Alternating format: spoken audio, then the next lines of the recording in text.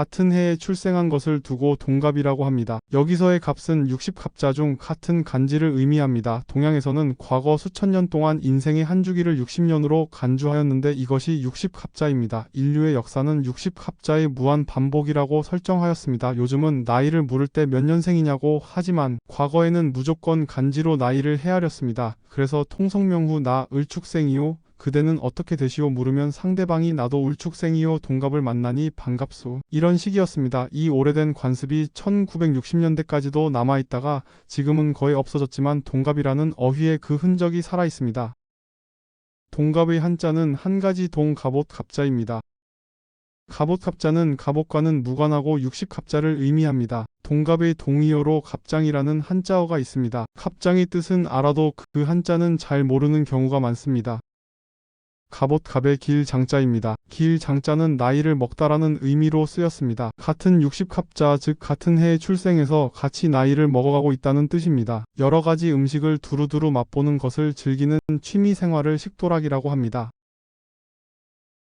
식도락의 한자는 먹을 식길 또 즐길 락입니다. 돛 닦는 즐거움을 의미하는 도락이라는 단어를 응용해서 만들어진 말입니다. 일본인들의 발상입니다. 도락은 돌을 닦는 즐거움 또는 돌을 닦아서 얻게 되는 즐거움이라는 뜻입니다. 그러나 정반대의 뜻이 추가되었습니다. 주색잡기 또는 도박에 빠지는 일도 도락이라고 하는데 이 뜻으로 더 많이 쓰입니다. 장자불화는 유명한 불교 수행법입니다. 통상 참선을 효과적으로 하기 위해 장자불화를 합니다. 지금도 전국 각지에서 치열하게 장자불화가 실시되고 있습니다. 과연 이것이 상식에 맞는지 아닌지를 간단하게 검토해 보시지요.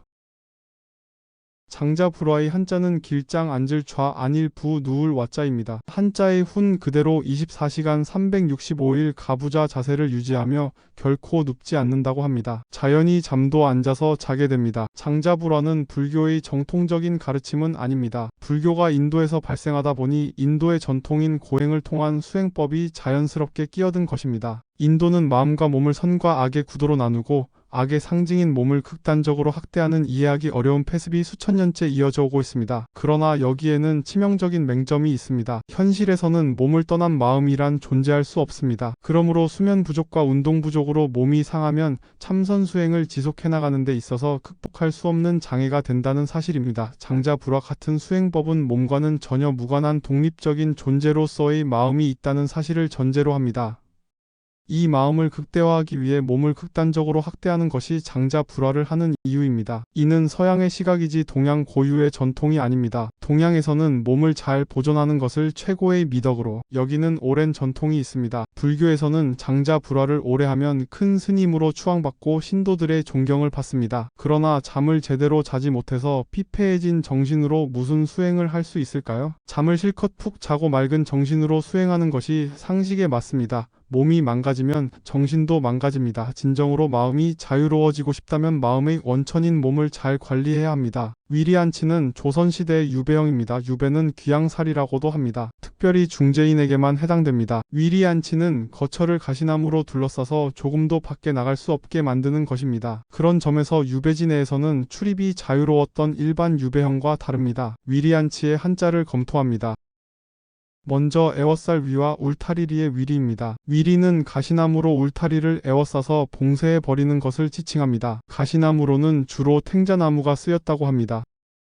편한 안자와 둘치자의 안치는 안전하게 가두어 둔다는 의미입니다. 시신 등을 안전한 곳에 보관할 때에도 안치라는 표현을 씁니다. 편한 안자는 가둘 책임이 있는 사람의 시각입니다. 갇힌 죄수의 마음은 편안하지 않지만 책임자는 안전하게 가두어 두었으므로 마음이 편안하기만 합니다. 요점만 간단히 전달해야 하는 상황에서 장황하고 길게 얘기하면 사설이 길다는 핀잔을 듣게 됩니다. 이때 사설이란 무슨 뜻이냐고 제 주변 사람들에게 물어보았습니다. 사설하면 우선 신문의 사설이 가장 먼저 떠오른다고 합니다.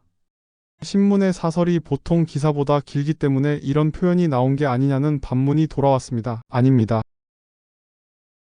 사설의 한자는 말씀사 말씀설자입니다. 사설이 길다에서의 사설은 사설시조와 판소리 중 사이사이에 나오는 사설에서 유래했다고 합니다. 사설시조는 일반 시조보다 훨씬 길고 짧은 스토리가 있습니다. 판소리의 사설은 막간 해설에 해당됩니다. 음률이 없으니 길고 지루하게 느껴졌을 것입니다. 너무 좋아해서 어쩔 줄 모르는 상태를 보고 사족을 못 쓴다고들 합니다. 이 표현에서의 사족이란 사람의 팔 다리를 말합니다. 팔 다리를 못 쓸 정도로 좋아한다는 뜻입니다.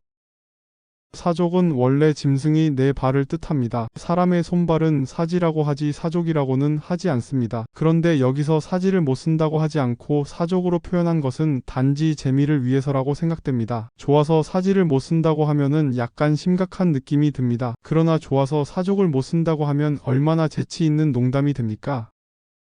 마마는 어머니 맞자를 씁니다. 마마는 참 흥미있는 어휘입니다. 마마라는 발음 그대로 중국과 서구권 등 수십 개국에서 엄마라는 뜻입니다. 우리나라 조선시대에는 왕과 왕족에게만 붙이던 최고의 경칭이 마마입니다. 당시에는 또 천연두도 손님 또는 마마라고 불렀습니다. 조선시대에는 극단적인 신분제 사회입니다. 당시 일반 백성으로서는 왕이나 왕족은 신적인 존재입니다. 그런데 수십만 명, 수백만 명을 순식간에 몰살시키는 전염병의 이름이 마마인 것은 왜일까요? 속수무책으로 당하는 백성들의 입장에서는 천연두가 공포스럽다 못해 신적인 존재로 우러러야 할 정도의 심리 상태였다고 추정됩니다. 마마라는 한자어는 천연두가 그만큼 무서운 질병이었다는 사실을 역설적으로 설명해 줍니다.